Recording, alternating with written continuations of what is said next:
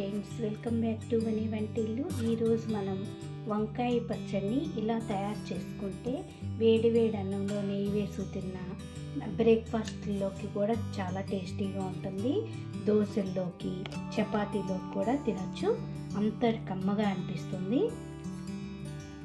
పుల్ల పుల్లగా కారం కారంగా మనకి తినాలనిపించినప్పుడు ఇలా వంకాయ పచ్చడి తయారు చేసుకోండి.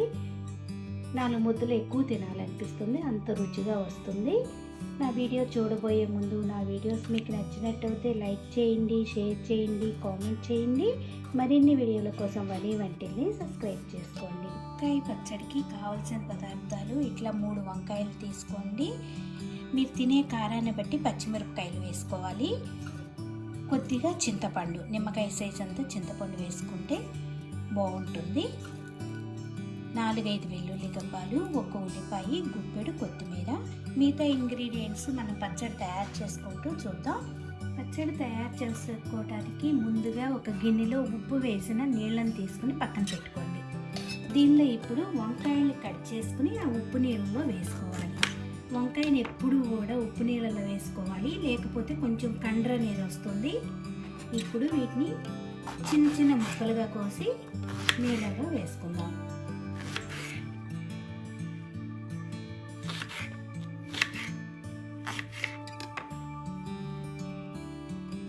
ఇలా కట్ చేసుకున్న ముక్కలన్నీ కూడా నీళ్ళలో వేసుకుని పక్కన పెట్టుకోండి.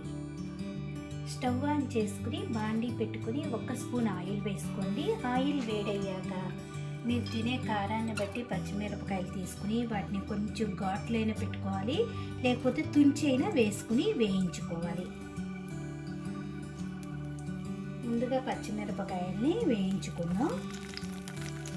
పచ్చిమిరపకాయలు మరీ బాగా వేగవసరం లేదు, కొద్దిగా వేగాక దీనిలో ఇప్పుడు 1 స్పూను ధనియాలు వేసుకోండి. 1 స్పూన్ జీలకర్ర వేసి వేయించుకోవాలి.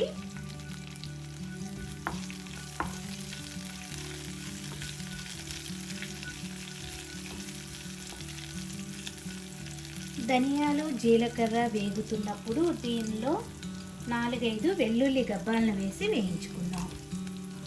అలాగే మీరు తినే పులుపును బట్టి చింతపండు వేసుకోండి. నేను ఇట్లా చింతపండు కూడా దీనిలోనే వేస్తున్నాను. ఇది సాఫ్ట్గా అయ్యి మనకి మిక్సీ చేసుకున్నప్పుడు త్వరగా నలిగిపోతుంది.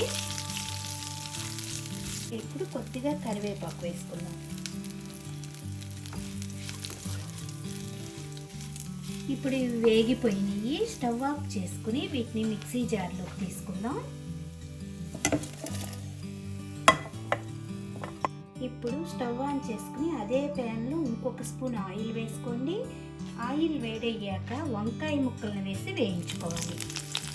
వంకాయ ముక్కలు మెత్తగా అయ్యే వరకు కూడా వీటిని వేయించుకోవాలి.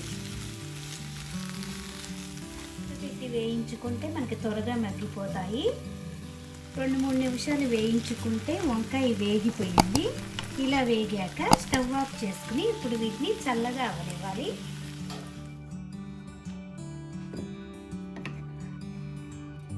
ఇలా గ్రైండ్ చేసుకున్న దానిలో వంకాయ ముక్కల్ని వేసుకుని గ్రైండ్ చేసుకోవాలి. ఇప్పుడు కొత్తిమీర కూడా వేసుకుని దీన్ని మరీ మెత్తగా కాకుండా బరకగా ఉండేట్టు గ్రైండ్ చేసుకోవాలి. చూడండి, మరీ మెత్తగా కాకుండా ఇట్లా కొంచెం బరకగా గ్రైండ్ చేసుకుంటే మనకి రోట్లో దంచుకున్నట్టే అంత టేస్టీగా అనిపిస్తుంది. దీన్ని ఇప్పుడు ఒక బౌల్లోకి తీసుకున్నాక ఒక చిన్న ఉల్లిపాయని ఇలా ముక్కలుగా కోసుకుని దీనిలో కలుపుకోండి. తినేటప్పుడు ఈ ఉల్లిపాయ మధ్య మధ్యలో తగులుతూ ఈ వంకాయ పచ్చడి చాలా రుచిగా అనిపిస్తుంది. ఈ ఉల్లిపాయనంతా కూడా ఇప్పుడు కలుపుకుని మీరు కావాలంటే తాలింపు వేసుకోవచ్చు. అసలు తాలింపు కూడా అవసరం లేదు, ఇలాగే తినేసేయచ్చు. చాలా రుచిగా అనిపిస్తుంది, పులుపులుగా కారం కారంగా. వేడి వేడి అన్నంలో కొద్దిగా నెయ్యి వేసుకుని తిన్నా, చపాతీలు దోశల్లోకి తిన్నా కూడా చాలా బాగుంటుంది.